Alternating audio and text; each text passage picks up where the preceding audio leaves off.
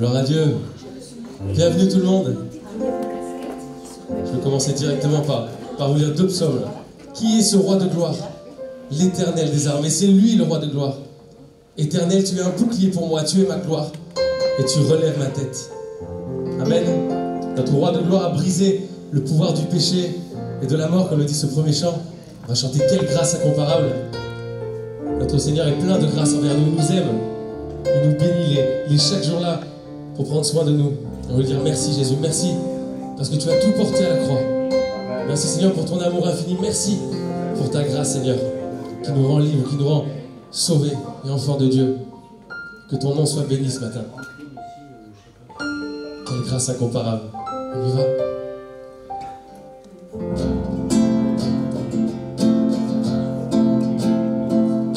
Qui brise le pouvoir du mal de la mort, qui aime un amour si puissant, si fort, c'est le roi de gloire, il est le roi des rois. Qui secoue la terre par un saint tonnerre, qui nous émerveille par tant de mystères, c'est le roi de gloire, il est le roi des rois. Quelle grâce incomparable, quel amour infini, que tu aies pris ma croix, que tu sois mort pour moi, tu as donné ta vie pour qu'enfin je sois libre. Oh Jésus, je te chante pour ce que tu as fait.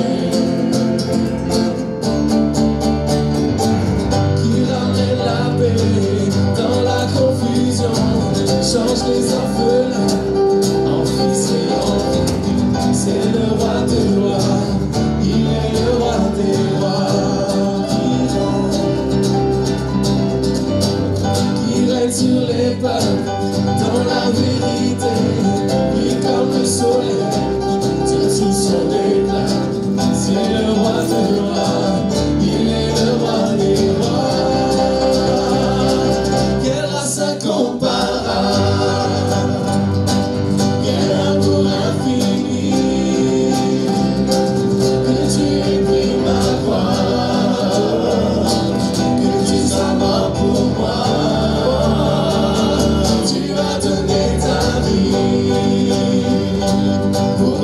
je sois libre.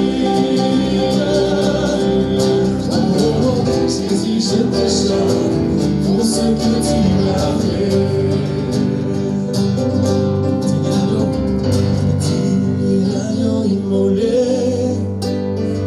digne est le roi vainqueur sur la mort, digne l'agneau immolé, digne est le roi vainqueur sur la mort.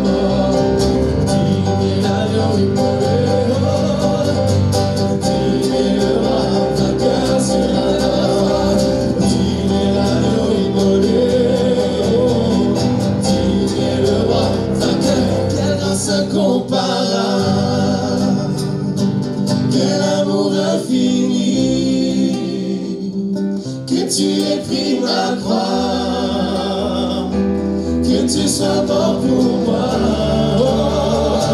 tu as donné ta vie pour qu'enfin je sois libre. Jésus, je te chante pour ce que tu as fait.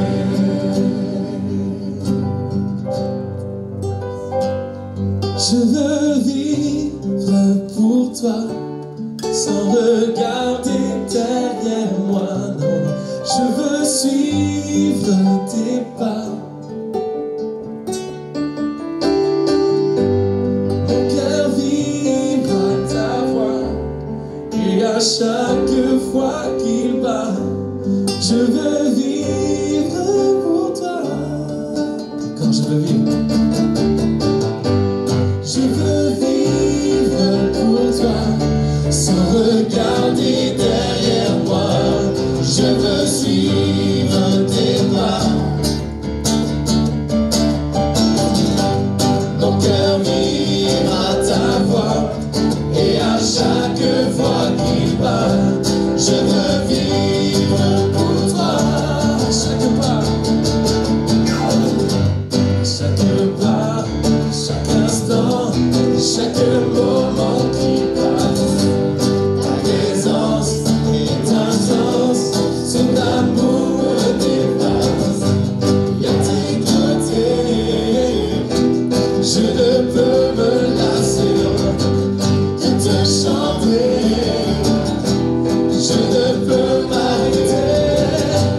Je veux vivre pour toi, sans regarder derrière moi. Oh, je veux suivre tes pas. Mon cœur vibre à ta voix, et à chaque fois qu'il parle, je veux vivre pour toi. Je veux vivre pour toi, sans regarder derrière moi. Je veux suivre tes pas. Mon cœur vibre à ta voix, et à chaque fois qu'il bat, je veux vivre pour toi. Amen.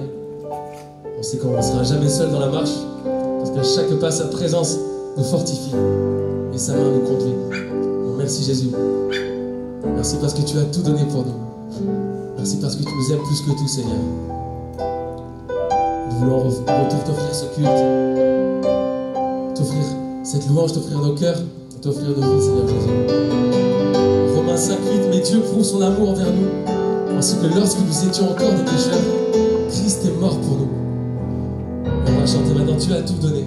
Si vous ne le connaissez pas, on va répéter plusieurs fois le refrain. Tu as tout donné. De tout mon cœur, j'offre tout, Seigneur. Trouvé en Christ, je vis en ton amour à jamais. De tout mon être, par ta grâce, je viens. La plus belle histoire d'amour est en toi, mon sauveur. De tout mon cœur, j'offre tout, Seigneur. Trouvé en Christ, je vis ton amour à jamais. De tout mon être, par ta grâce, je viens. La plus belle histoire d'amour est en toi, mon sauveur.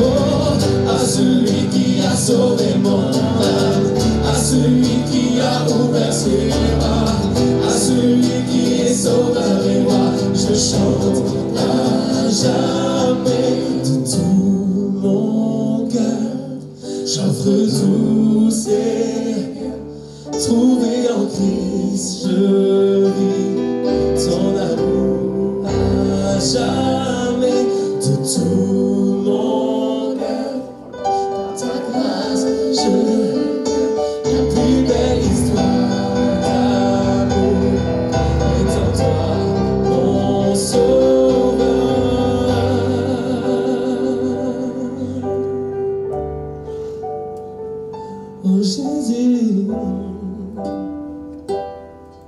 Seigneur,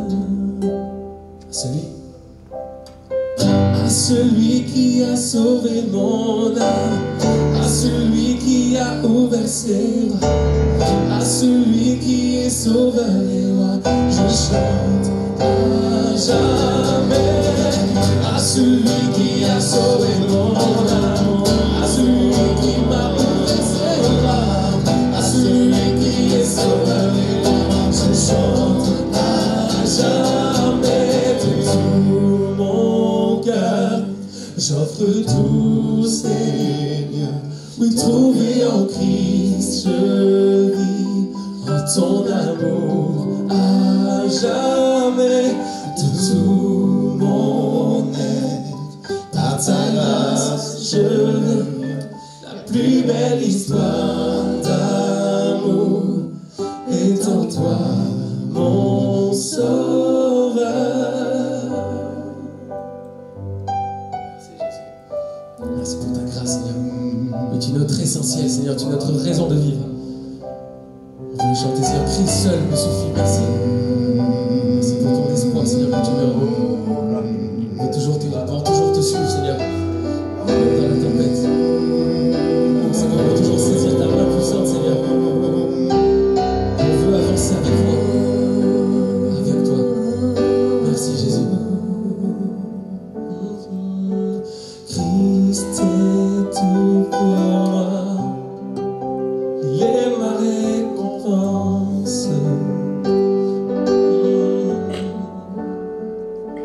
Car il n'y a rien dans ce monde qui puisse me satisfaire. Même dans l'épreuve, mon âme chante, oui, pour toujours. Il m'a sauvé. Christ seul me suffit. Oh, Christ seul me suffit. Tout ce dont j'ai besoin est en toi. Tout ce dont j'ai besoin. Oh, Christ est mon Seigneur, la joie de mon salut. Et cet espoir est sans fin, le ciel est ma demeure. Même dans l'orage, mon âme chante, Jésus est là, à Dieu soit la gloire. Christ seul me suffit, oh, Christ seul me suffit. Ce dont j'ai besoin est en toi. Ce dont j'ai besoin, mon cœur j'ai choisi de suivre Jésus. Oui, pour toujours, oui, pour toujours. En mon cœur j'ai choisi de suivre Jésus. Oui, pour toujours, oui, pour toujours.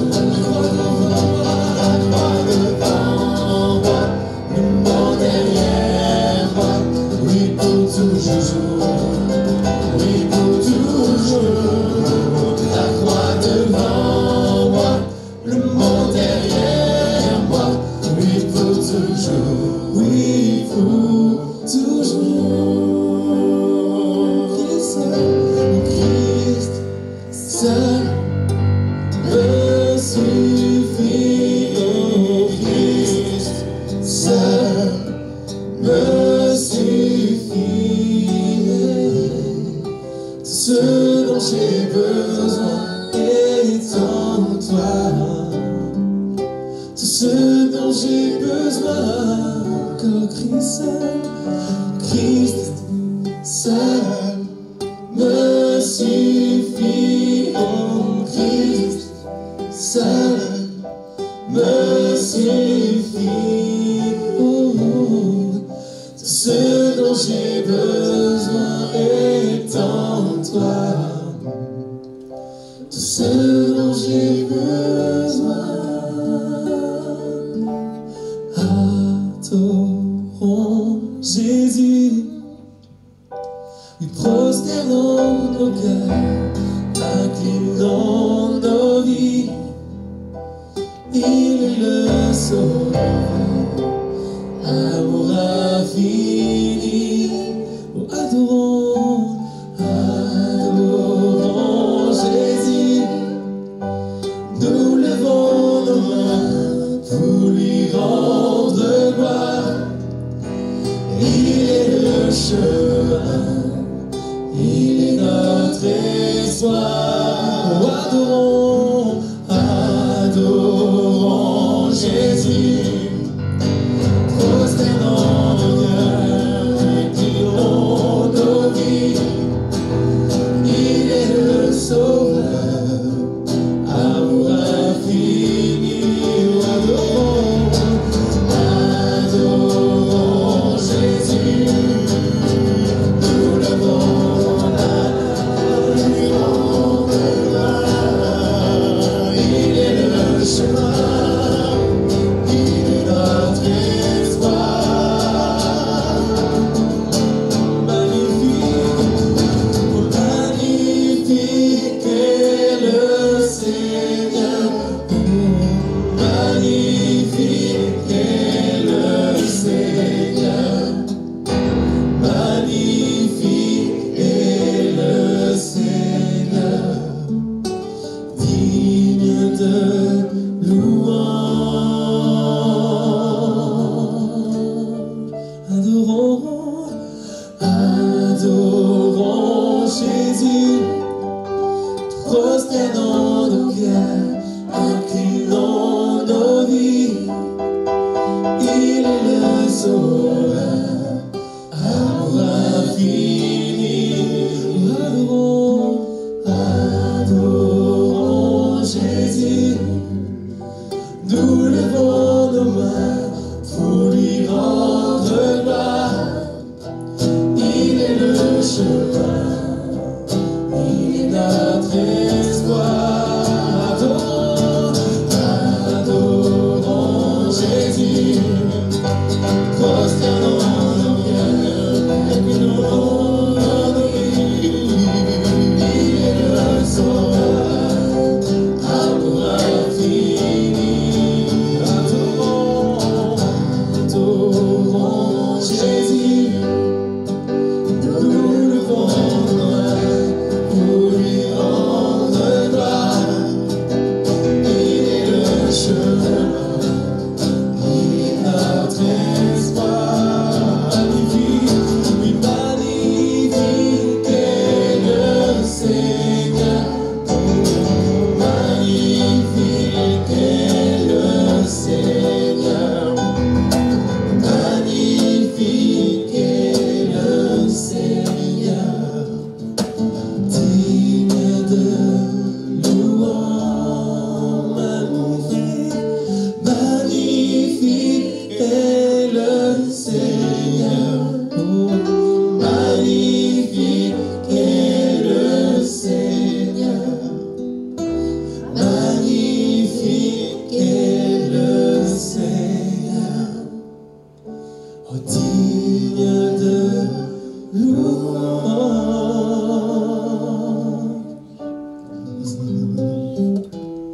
Si la lune me glace, le soleil me créateur des étoiles,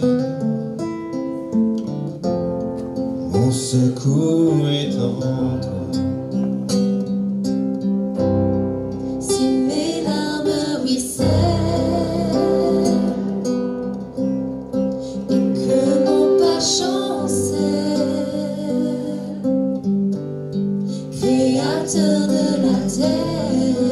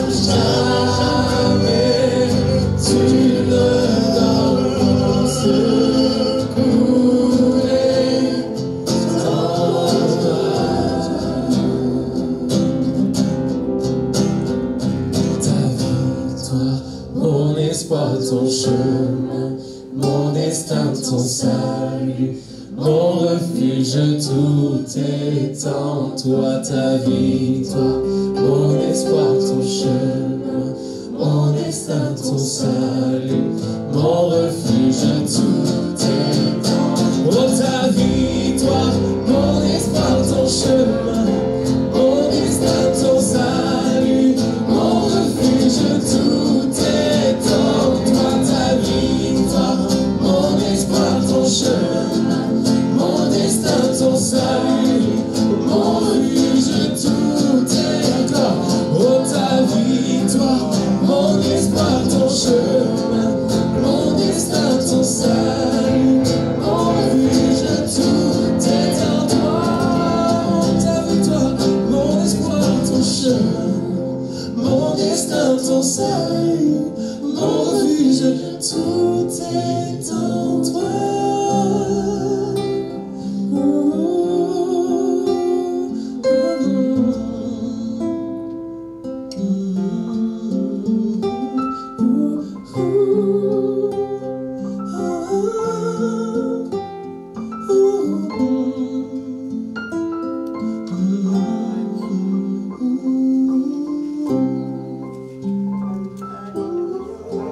Gloire à Dieu. Nous avons entrepris l'étude de 5 sens, nos 5 sens, mais en faisant une application à notre être intérieur, l'homme intérieur. Je crois que Dieu a doté l'homme intérieur de ces 5 sens, et on a déjà vu ensemble qu'il y a l'odorat, et c'est important de pouvoir sentir, discerner, que Dieu, dans sa grâce, nous aide à développer notre odorat. Nous avons aussi la vue. Je crois que le Seigneur nous montre que la vue est très importante. On a tendance à dire que heureux ceux qui ont cru sans voir. Et à partir de là, on dit que la foi, elle est aveugle. Mais c'est faux, la foi n'est pas aveugle, car justement, quand on est dans la foi, nos yeux s'ouvrent sur des réalités qui étaient invisibles jusque-là. Et c'est l'œil de notre âme qui peut voir ces choses-là lorsqu'il est loin de se s'incolir de la parole de Dieu appliquée par le Saint-Esprit. Et puis, on a vu ensemble le goût, parce que c'est bien beau d'en parler. C'est pas celui qui en parle le plus qui goûte.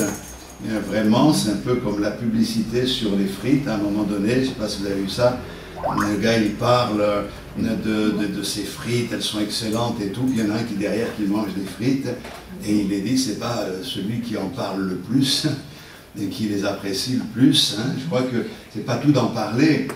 Parler des choses de Dieu, c'est bien, mais goûter. Je crois que nous sommes là pour goûter combien le Seigneur est bon. Et avant de voir la prochaine fois, Dieu voulant le toucher, nous allons voir ce matin Louis, entendre. On va lire ensemble dans la parole de Dieu un premier texte, dans le psaume 95, le verset 6. Psaume 95, verset 6, « Venez, prosternons-nous et humilions-nous, fléchissons le genou devant l'Éternel, notre Créateur, car il est notre Dieu, et nous sommes le peuple de son pâturage, le troupeau que sa main conduit. Oh, si vous pouviez écouter aujourd'hui sa voix, n'endurcissez pas votre cœur comme à Mériba, comme à la journée de Massa dans le désert. Alléluia. Si vous pouviez écouter sa voix aujourd'hui, n'endurcissez pas votre cœur. On va également lire un autre texte dans Hébreux, chapitre 3. Nous lisons au verset 7. On revient sur des propos qui se ressemblent. C'est pourquoi, selon ce que dit le Saint-Esprit aujourd'hui, si vous entendez sa voix, n'endurcissez pas vos cœurs comme lors de la révolte, le jour de la tentation dans le désert, où vos pères me tentèrent pour m'éprouver, et ils virent mes œuvres pendant 40 ans. Amen. Si vous entendez sa voix, n'endurcissez pas votre cœur. Je crois qu'il ne faut pas confondre les voix, et je pense qu'il faut apprendre à les reconnaître. Vous permettez que je vous raconte une petite histoire? Vous ne permettez pas? Vous permettez. J'ai entendu parler d'un homme dans le Nord qui a décidé d'essayer la pêche sous la glace. Alors il a commencé à faire un trou dans la glace et juste à ce moment, il entend une voix forte qui dit « Il n'y a pas de poisson sous la glace !» Alors là, il est effrayé, il se dit « Mais qu'est-ce qui se passe ?» Il ne voit rien, tout est sombre autour de lui, c'est la nuit.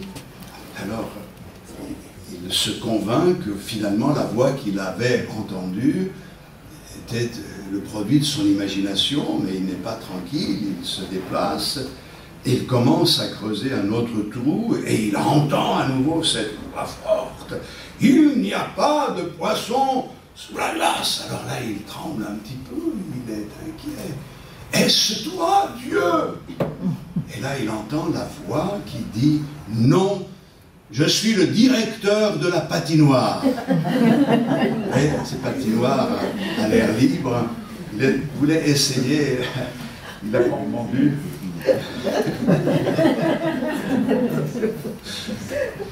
C'était pour voir si vous étiez. Le Seigneur, à un moment donné, invite la foule dans Matthieu 15 et il dit ceci: écoutez et comprenez. Il y a une différence entre écouter, entendre, comprendre. Est-ce que vous pourriez me dire, vous, la différence entre écouter et entendre? Oui.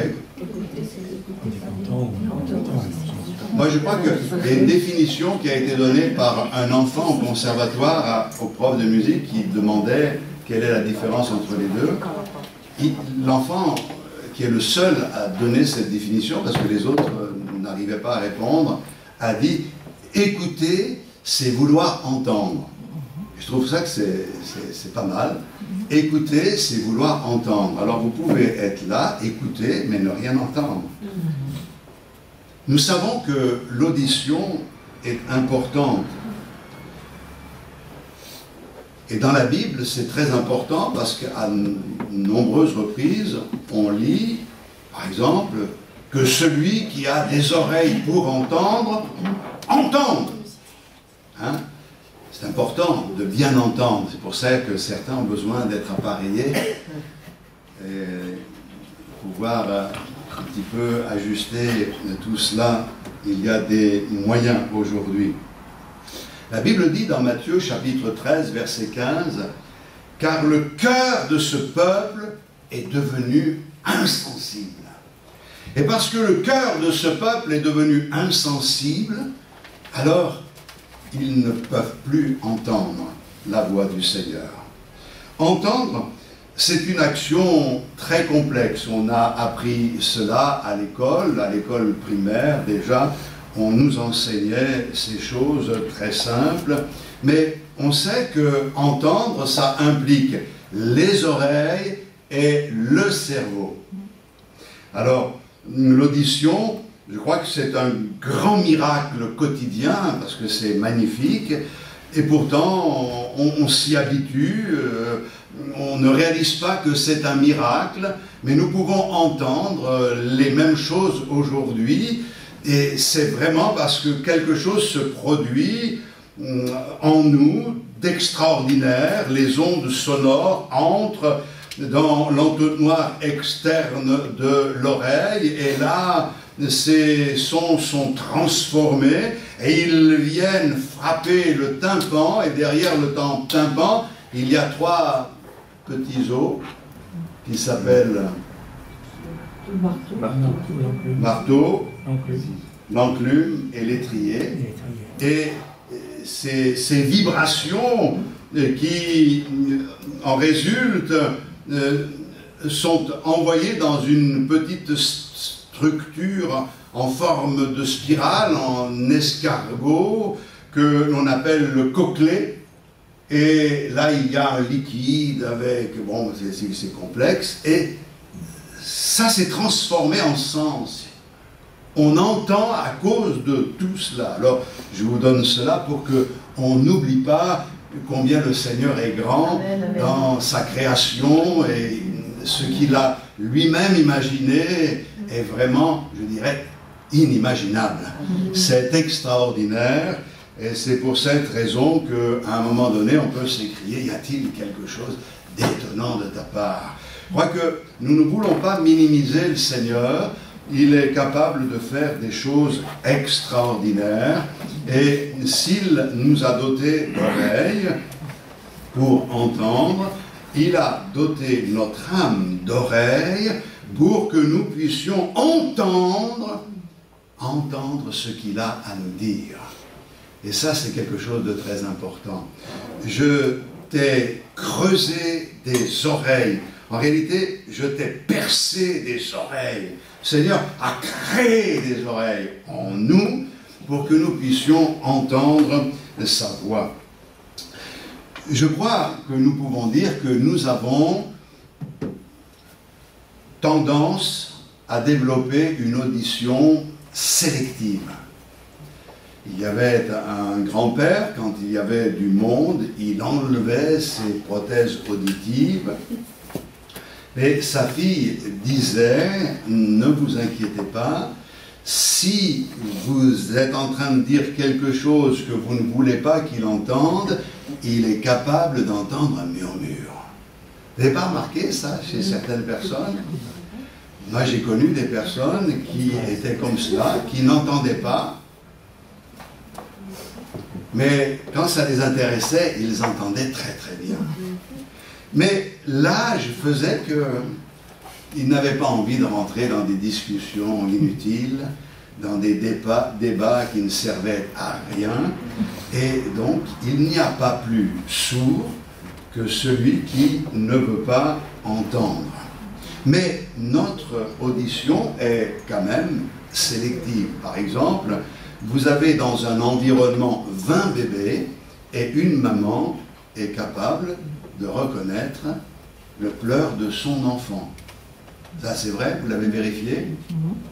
Hein, c'est vrai, quand vous êtes à la maternité, vous avez l'impression que tous les pleurs sont les mêmes, mais on peut reconnaître. C'est vrai aussi que, je pense à mon beau-père qui était mécano, dans la voiture, à l'époque, c'était comme cela, il roulait à mes côtés et me disait, François, il y a un bruit. Un bruit, bien sûr, c'est le moteur, il a un bruit. Non, mais ce qu'il entendait, c'est qu'il y avait un problème de réglage quelque part. Son oreille était exercée à entendre le bruit du moteur et à savoir si, à un moment donné, il n'y avait pas un problème. Il valait mieux régler le problème avant que ça ne devienne une panne et que le véhicule ne s'arrête.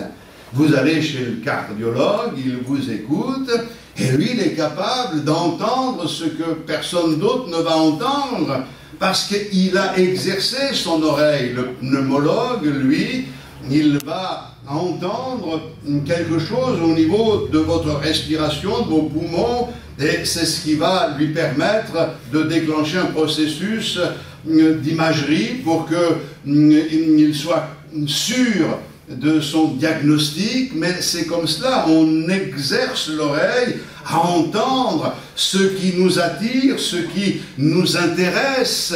Et je me souviens de 2 personnes qui étaient à New York, dans cette ville où il y avait beaucoup de bruit. Un faisait visiter à son ami la ville, et il y a du bruit, boum, il y a beaucoup de bruit à New York, hein. Mais on ne fait plus attention après. Et un des amis dit, écoute, tu vas faire une expérience. Il a pris dans sa poche quelques pièces de monnaie, et alors que tout le monde marchait sans faire attention à tous les bruits qu'il y avait, il a fait tomber quelques pièces exprès par terre. Et là, tous les passants qui étaient là se sont retournés. Ça veut dire qu'ils n'entendaient rien, sauf que le bruit des sous, ça les intéressait. On est attiré par ce qui nous intéresse. Nous entendons certains sons, nous n'entendons pas tous les sons. Les chiens, par exemple, entendent des sons ultra et que nous n'entendons pas, très élevés dans les aigus. C'est quand même quelque chose qu'il faut savoir. Ça veut dire qu'il y a des sons que l'on n'entend pas. Mais ce n'est pas parce qu'on ne les entend pas qu'ils ne sont pas là. Nous entendons le Seigneur nous parler, et certains nous disent « moi j'entends rien, moi je vois rien ». Ce n'est pas parce que tu n'entends rien et que tu ne vois rien que le Seigneur ne parle pas. Il faut que tu apprennes à exercer ton oreille pour pouvoir entendre ce que le Seigneur te dit. Je crois que nous devons être prompts à écouter et nous devons être disposés à écouter. Je lisais dernièrement un article sur les dispositifs militaires et les centres d'observation de certains organismes. Et ce qui m'a interpellé, c'est qu'ils ont placé certains centres d'observatoire dans des lieux où il y a le moins possible de sons, d'ondes, pour justement pouvoir capter les mouvements, les pulsars des galaxies. Il y a des sons, mais il faut pour pouvoir entendre ces sons-là que l'environnement soit vraiment calme. Et si c'est une réalité, parce que ça, c'est une stratégie, je comprends que pour entendre ces sons, si je veux les entendre, il faut que ce soit calme. Spirituellement parlant, nous devrions avoir au moins l'intelligence de ces hommes-là et nous souvenir des paroles du Seigneur. Quand tu pries, entre dans ta chambre, ferme la porte derrière toi. Il faut que nous ayons un environnement calme pour pouvoir entendre la voix du Seigneur. Et ça, c'est important. Nous devons trouver le temps pour chercher la face de Dieu, pour être à l'écoute du Seigneur. On ne peut pas être là en disant « Seigneur, j'ai besoin que tu me parles, parle-moi vite, allez, dis-moi quoi, allez. Oui, qui soulèvera son vêtement ?» Bon, non, c'est pas... Oui, c'est pas comme ça que ça se passe. Le Seigneur attend du sérieux de notre part. Attend que nous fassions un peu le vide dans notre cœur, que nous oublions un peu tout ce qui nous accapare, parce que ça vient en permanence. Il faut que nos pensées arrivent captives en Jésus-Christ, parce qu'on sait qu'on peut commencer à prier, puis il y a des pensées qui traversent l'esprit, on continue à prier, mais notre pensée, elle est ailleurs. Il faut que l'on prenne le temps, il faut qu'on se calme, qu'on souffle. C'est dans le calme et la tranquillité qu'est notre force, c'est là que nous entendons le Seigneur, et c'est indispensable pour notre salut, parce que la foi vient de ce qu'on entend, et ce qu'on entend vient de la parole de Christ. Vous avez besoin d'entendre la parole de Dieu, et c'est ce que vous êtes venus faire ce matin. Vous écoutez le message du serviteur de Dieu, mais ce n'est pas parce que vous écoutez un message que vous entendez le Seigneur. Vous pouvez écouter un message sans entendre ce que Dieu vous dit. Souvent même, j'ai vu que certains disaient « c'est dommage qu'il n'ait pas été là ce matin, c'était tout pour lui ». C'est-à-dire qu'ils entendent des choses pour les autres. Mais la parole de Dieu n'est pas prêchée pour les absents. Mais bien sûr, il y a ces moyens modernes, puisque nous avons la possibilité pour ceux qui sont isolés de mettre cette prédication en ligne. Certains l'écoutent à leur maison, dans une maison de retraite, n'importe où. Que Dieu les bénisse et Dieu s'adresse à eux. Mais nous devons nous sentir concernés par ce que dit la parole du Seigneur. Et nous devons apprendre à écouter Dieu. Nous devons laisser le Seigneur exercer et nous devons nous exercer, nous, nos oreilles, à entendre la voix du Seigneur. Nous voulons être à l'écoute. T'entends? Est-ce que tu entends ce matin que le Seigneur t'appelle? Entends la voix du Seigneur qui s'adresse à toi. Nous pouvons aujourd'hui prendre des appareils pour chercher à entendre des sons. Il y a des espèces de petites paraboles qui sont vendues, dirigées dans certaines directions. Certains s'en servent un peu pour faire de l'espionnage. Ils veulent écouter les voisins pour voir ce qu'ils disent, ou les personnes qui parlent pour voir. Alors, il y a un système d'espionnage qui existe. Certains utilisent cela parce qu'ils aiment entendre des tas de choses. Écoutez, au lieu de perdre du temps avec ces paraboles-là, eh bien, ouvrons notre cœur comme une grande parabole pour capter ce qui vient du ciel et entendre la voix du Seigneur. Et je crois que la meilleure façon d'écouter, c'est de faire de la place pour entendre, c'est de faire taire tout ce qui fait du bruit autour de nous, afin que le Seigneur ne dise pas de nous, mon peuple est devenu insensible, et parce que son cœur est devenu insensible, insensible ça veut dire calleux. Ça veut dire que ça forme des cales. Et quand le cœur est insensible, ça arrive quand quelqu'un fait un infarctus, le sang ne vient plus irriguer le cœur, et donc la partie qui n'est pas irriguée se nécrose, elle meurt, elle devient insensible. Il faut intervenir vite pour que tout le cœur ne soit pas atteint et que cela ne produise la mort. Et si notre cœur devient insensible, alors il faut faire le nécessaire pour lui rendre la sensibilité. Nous avons un Dieu qui est le Dieu de la vie, à lui soit toute la gloire. Alléluia. Donc, on comprend qu'entendre, c'est très important pour le salut. Entendre le Seigneur qui nous appelle. Nous avons fait une expérience un jour, mais combien il est bon de réentendre cette voix qui nous parle. Quelquefois, on est là dans la présence du Seigneur et on dit au Seigneur, Seigneur, si c'était à refaire, je le referais. Des fois, on est tellement capté par un message qui est adressé qu'on se dit, si j'avais dû me convertir, je me serais converti ce soir. Parce qu'on est touché, sensibilisé. Le message de l'évangélisation, c'est un message qui doit toujours nous percuter. Ne faites pas comme certains qui disent, mais nous, tout ça on le connaît par cœur. Je crois que si on le connaissait par le cœur, on s'en lasserait jamais.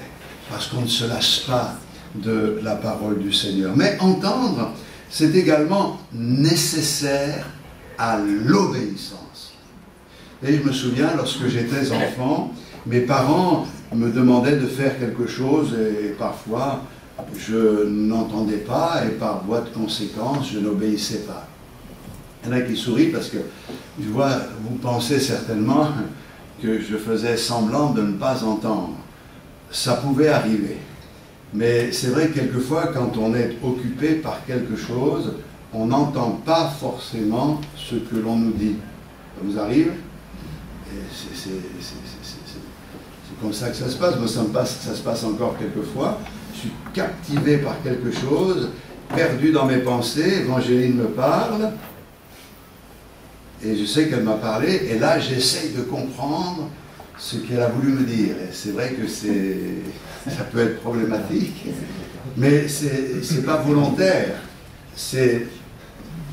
Bon, les femmes, il paraît qu'elles peuvent faire deux choses en même temps, mais moi je suis un homme, et je peux faire qu'une chose en même temps. Mais c'est comme ça que ça se passe. C'est pour ça qu'il faut que l'on soit à l'écoute du Seigneur, vraiment orienté vers lui, pour entendre.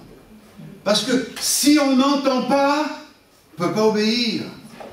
on ne peut pas connaître la volonté de Dieu, on ne peut pas se soumettre aux injonctions du Seigneur. Alors, j'ai pensé, pour développer cette pensée justement, parler un petit peu de Samuel ce matin.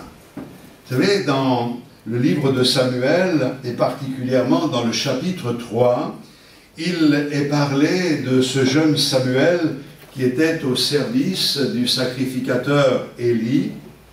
Et la Bible nous dit que, alors qu'il dormait dans la maison de Dieu, il entend une voix, Samuel, Samuel. Et lui, comme il était au service du sacrificateur, il se lève, il va vers le sacrificateur, le réveille, m'as-tu appelé?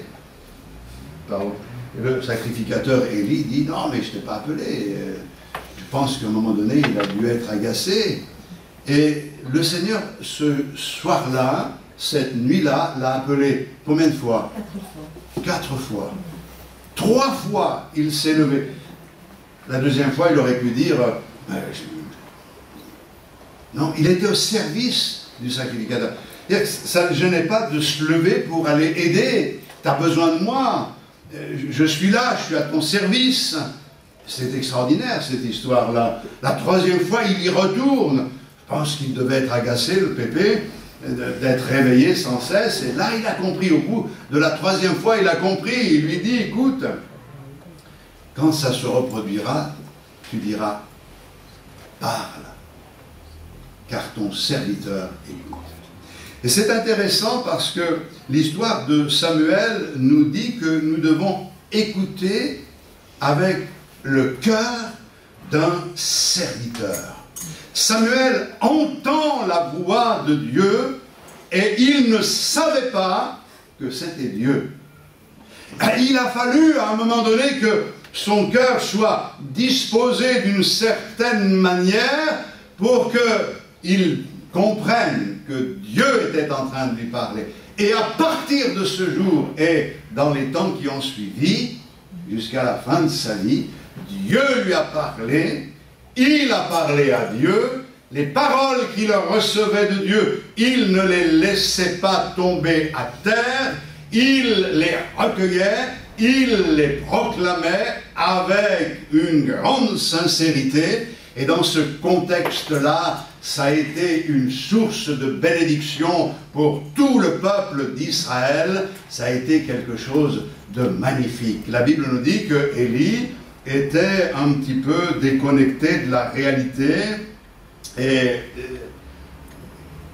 il refusait en quelque sorte d'écouter Dieu qui lui parlait. Et ses 2 fils suivaient une mauvaise voie, Ophni et Phinées, sacrificateurs de l'Éternel. La Bible nous dit qu'ils refusaient eux aussi d'écouter leur père, d'écouter également ce que la parole de Dieu enseigne.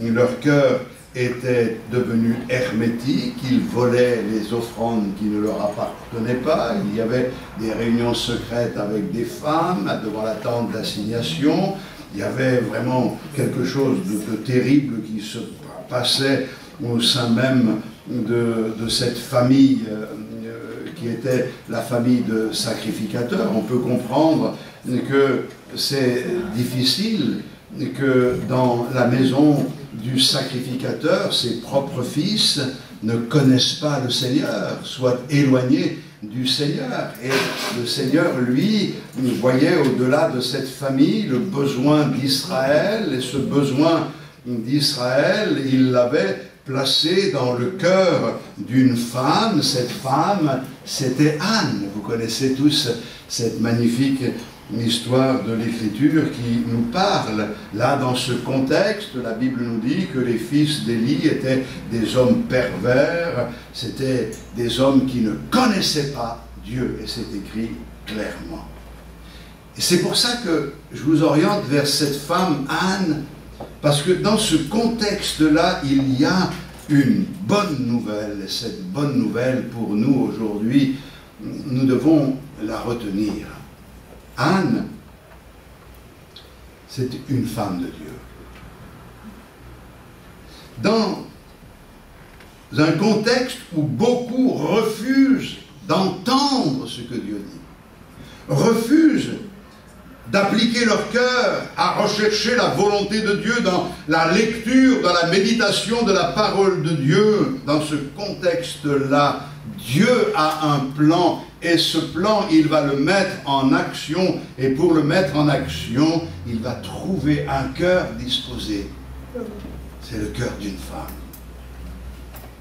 Cette femme, pendant des années, était dans le brouillard et elle était plongée dans sa tristesse, dans sa détresse à cause de sa stérilité. Mais cette année, elle est venue à la maison du Seigneur à Silo. Elle a passé du temps dans la présence du Seigneur. Elle a ouvert la parabole. Elle était là à l'écoute du Seigneur. Elle répandait son âme. Elle parlait à Dieu de ce qu'il y avait au fond de son cœur, sans comprendre vraiment pourquoi elle aimait le Seigneur de tout son cœur et ne voulait pas que la situation s'empire. Elle voyait les besoins du peuple de Dieu, elle exprimait cela devant le Seigneur.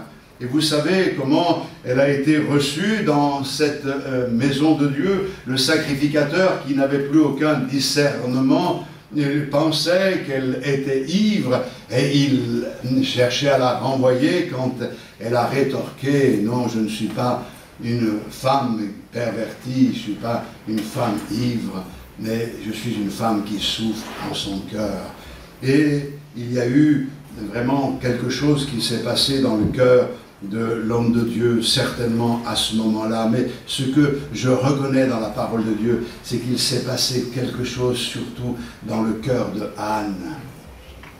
Et il s'est passé quelque chose de tellement fort dans le cœur de Anne, que alors qu'elle ne mangeait pas, qu'elle ne buvait pas, qu'elle ne participait pas à la fête avec tous les autres, même en famille, alors qu'elle était dans une grande amertume, une grande tristesse, elle est sortie de ce moment-là et la Bible dit que son visage ne fut plus le même. Elle mangea et but. Elle était maintenant dans une nouvelle disposition. Vous savez, quand la connexion se fait, quand on entend les sons, les ondes qui viennent du ciel, alors dans notre cœur, il y a quelque chose qui se passe. Et ce quelque chose est extraordinaire parce que la Bible nous montre que cette femme qui a disposé son cœur a été l'élément déclencheur qui a permis le réveil du peuple d'Israël en donnant naissance à un fils. Ce fils, c'est l'exaucement de sa prière, c'est Samuel. Bien sûr, ce n'est pas la naissance d'un fils qui peut nous donner des solutions aujourd'hui. Nous l'avons, la naissance du Fils, celle de Jésus-Christ. Il nous a été donné, le Fils, par lequel nous avons la bénédiction. Mais le processus reste fiable.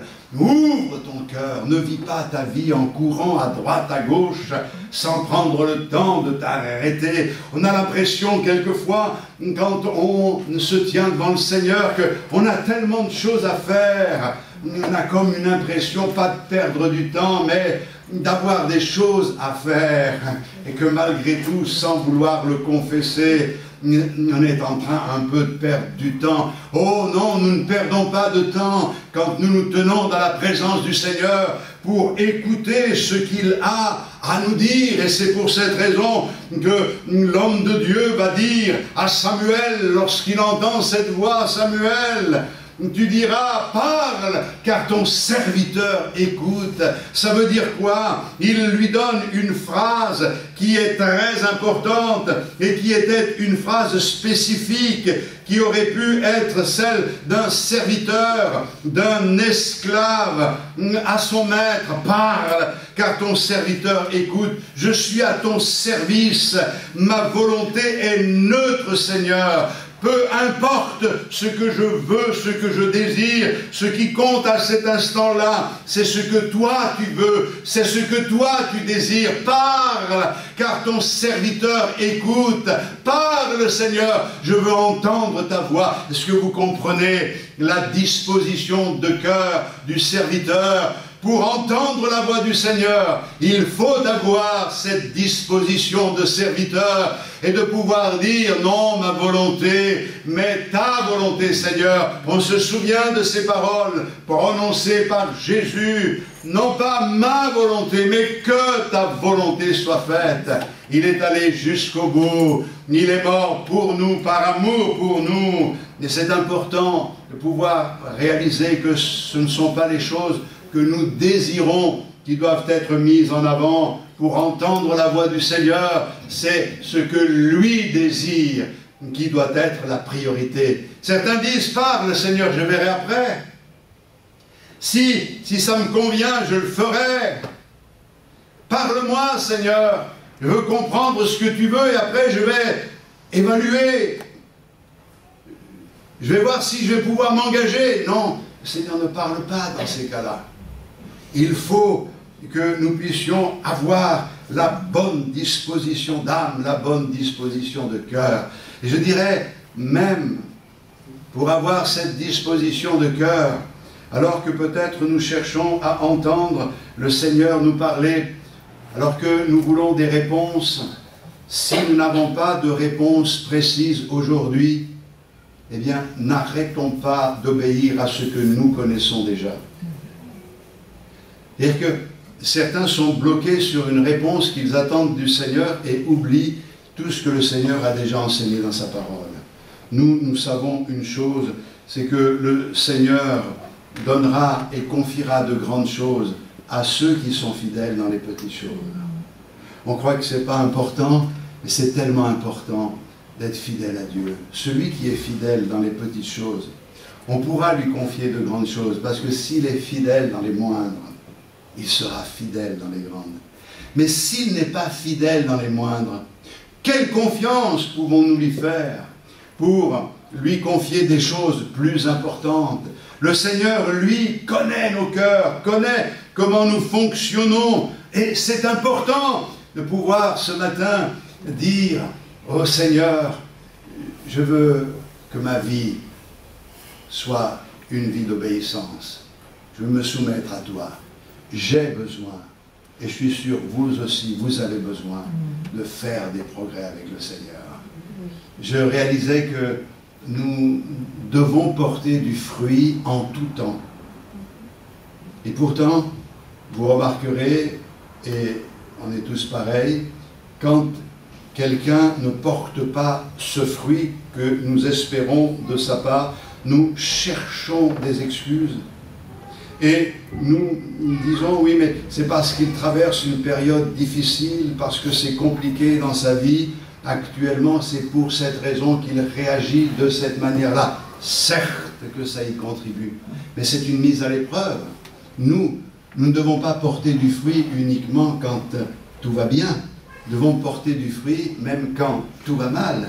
Et c'est pour cette raison que nous appelons le miracle de Dieu à se produire dans nos vies et porter du fruit en tout temps. C'est que même dans ces moments où on a vraiment de quoi s'agacer peut-être, s'énerver, enjamber, bien il faut trouver dans le Seigneur la force de réfréner cette ardeur pour ne pas pécher. C'est pour cette raison, quand tu te mets en colère, ne pêche point, que le soleil ne se couche point sur ta colère. Oh, que de progrès à faire. Et c'est facile de dire aux autres, soyez dans la paix, allez, faites confiance au Seigneur. Et quand nous sommes confrontés à l'épreuve, on est là paniqué, on ne se tient plus, il y a quelque chose. Non, portons du fruit en tout temps, soyons des exemples, obéissons au Seigneur dans les moindres choses. Le Seigneur donne, le Seigneur ôte, mais le Seigneur est béni jour après jour. Il est digne de notre adoration. Ce n'est pas lié à ce que nous ressentons, à ce que nous vivons, mais à ce qu'il est. Il est glorieux. Et ce matin, je crois que l'obéissance à ce qu'il nous a déjà dit, nous dispose à entendre d'autres messages. Alors, il y a des fois où le Seigneur a parlé d'une manière, je dirais, ponctuelle à quelqu'un, et c'est bien quand le Seigneur nous parle d'une manière ponctuelle, à un moment donné, on ne s'y attendait pas, bam, le Seigneur nous a parlé, mais ce que le Seigneur voudrait, c'est que nous devenions ses amis, et que nous puissions, comme Moïse, parler avec lui. Ils parlaient là, l'un l'autre. C'est extraordinaire quand on lit ce texte. C'est bouche à bouche, ils parlaient l'un l'autre. Ils échangeaient. Moi, je crois que Dieu ne veut pas nous parler tous les 6 mois. Il veut nous parler et veut que notre oreille soit exercée. Alors, je vais dire encore 2-3 petites choses, mais ce que je remarque, c'est que le sacrificateur, Élie, dit à Samuel, tu diras, parle, ton serviteur écoute. Il a compris que Dieu allait lui parler. Certainement qu'il a commencé à travailler parce que Dieu devait lui parler à lui, le sacrificateur, avant de parler à Samuel. Et il sent qu'il y a un tournant, il le sent, le pépé. Et là, il y a quelque chose de particulier. C'est que Dieu parle à Samuel et il parle de la sentence qu'il va faire tomber sur la maison d'Élie et sur ses enfants. Mais on sait que ce soit Ophni, Phiné et Élie sont morts le même jour. Les deux au combat, l'autre, quand il a appris la nouvelle, paf, ça a été vraiment terrible. Dieu les a avertis. Mais je crois que l'avertissement du Seigneur n'est pas donné pour faire mal, même si ça fait mal, mais comme un appel à la repentance. Ils auraient pu rebondir sur cette parole. Et ça, il faut le souligner, quand Dieu donne cet avertissement en disant « je vais frapper maintenant sur ta vie », c'est parce qu'il appelle une réaction de notre part, sans quoi il frapperait sans nous demander notre avis. Il voulait une réaction. Mais là où je veux en venir, c'est que le petit gamin là, qui entend la voix du Seigneur, le Seigneur est en train de lui parler, et il va comprendre ce jour-là qu'on n'entend pas du Seigneur toujours des choses agréables. Et que le message que Dieu nous demande de transcrire, de communiquer, n'est pas toujours facile à donner. C'est pas évident pour lui. Je comprends qu'il devait être gêné, il était au service d'Élie. Et Élie a dû insister, il faut que tu me dises ce que Dieu a dit. C'est pas facile quelquefois. Et nous voulons entendre le Seigneur. Et aujourd'hui, on développe tout cela, tout ce qui est positif. Je crois qu'il n'y a rien de négatif dans le Seigneur. Ce qui paraît négatif, c'est pour nous amener à quelque chose de beaucoup plus positif, de beaucoup plus grand, de beaucoup plus merveilleux. Mais ce n'est pas en trompant les personnes ou en se trompant soi-même. Quelquefois, dans nos lectures, on ne veut pas lire certaines choses parce que ça nous pique et on se sent concerné. Il y a des choses comme ça, il y a des textes, quelquefois, on ne veut pas les regarder. Mes frères et sœurs, c'est la parole du Seigneur. Toute la parole de Dieu est imbibée de l'amour de Dieu. Je veux entendre ta voix, quel que soit le message que tu m'adresses. Je veux savoir, Seigneur, ce que tu veux, parce que je veux faire des réglages dans ma vie. Et le Seigneur veut nous interpeller. Vous savez pourquoi les pharisiens n'entendaient pas la parole du Seigneur? Pourquoi ils n'entendaient pas la parole du Seigneur? Tout simplement parce qu'ils ne reconnaissaient pas le Seigneur Jésus et ne voulaient pas l'entendre. La Bible nous dit que du temps de Samuel, la parole de Dieu était rare, et les visions étaient peu fréquentes. Et dans le texte, au verset 3 du chapitre 3, il est dit « La lampe de l'Éternel n'était pas éteinte ». C'est-à-dire que ce qu'il y a d'extraordinaire, c'est que Dieu n'a pas permis à la lampe de la révélation de sa parole de s'éteindre, il a choisi un petit enfant. Et à partir de là, la parole de Dieu a été annoncée. Par ce moyen-là, le Seigneur a fait des choses admirables. Alléluia. Alors que la mondanité, que la colère, l'orgueil, l'égoïsme, que toutes ces choses qui nous trompent soient vraiment ôtées de nos cœurs et que nous puissions ouvrir nos cœurs pour recevoir le Seigneur. Parle. Tu as besoin qu'il te parle. Un jeune garçon ici dans ce texte m'adresse aux jeunes, aux plus jeunes, en disant « Dieu veut vous parler ce matin. Et Dieu a des choses à vous dire. Il y a des choses très importantes que le Seigneur veut nous rappeler. Des choses qui vont nous aider à avancer. Et voyez-vous, parle, car ton serviteur écoute. Parle, je suis prêt à obéir. Dieu parle s'il voit que tu as l'intention d'obéir. Si Dieu parle et que nous n'obéissons point, ça ne sert à rien. Alors parle-moi, Seigneur. Je veux faire ta volonté.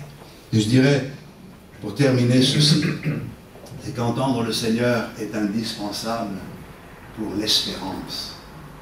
Je crois qu'au travers de tout ce qui se passe dans ce monde qui aurait tendance à nous plonger dans la tristesse et également dans l'inquiétude, au travers de tout ce qui se passe, nous pouvons entendre le Seigneur nous dire « Je te prépare une place. Là où je suis, tu y seras aussi. Sois pas dans l'inquiétude. Ne sois pas dans la crainte. Nous avons une espérance vivante. Alors, à Dieu soit toute la gloire. Alors, nous allons partager la Sainte Seine ensemble et nous allons ouvrir nos cœurs pour entendre le Seigneur encore nous parler d'une manière ou d'une autre. Laisse-toi inspirer. Laisse le Seigneur guider toutes choses ce matin et donne gloire à ton Dieu. Alléluia. Merci Seigneur pour ta fidélité, ton amour. Oh Seigneur, nous aimons entendre tous les bruits qui sont là autour de nous et quelquefois nous négligeons de les faire taire pour nous concentrer uniquement sur les sons qui viennent du ciel.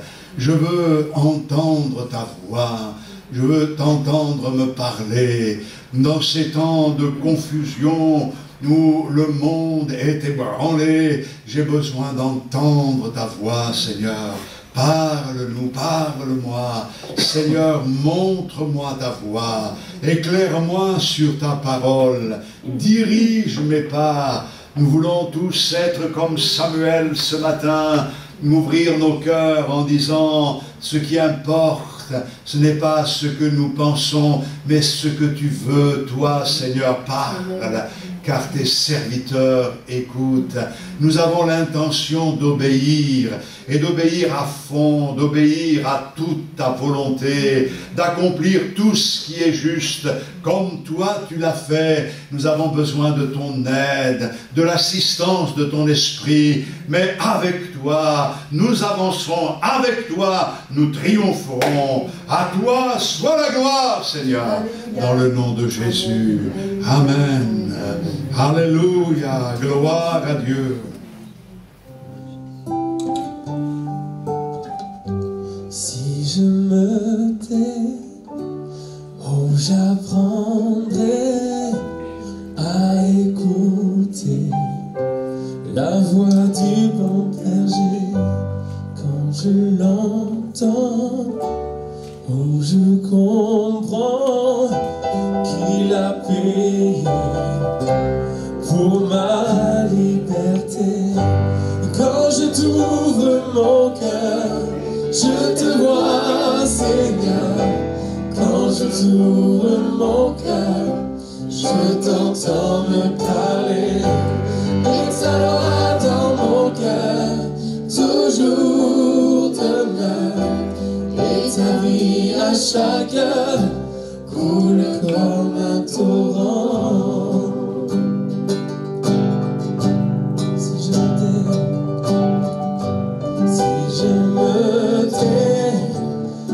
J'apprendrai à écouter la voix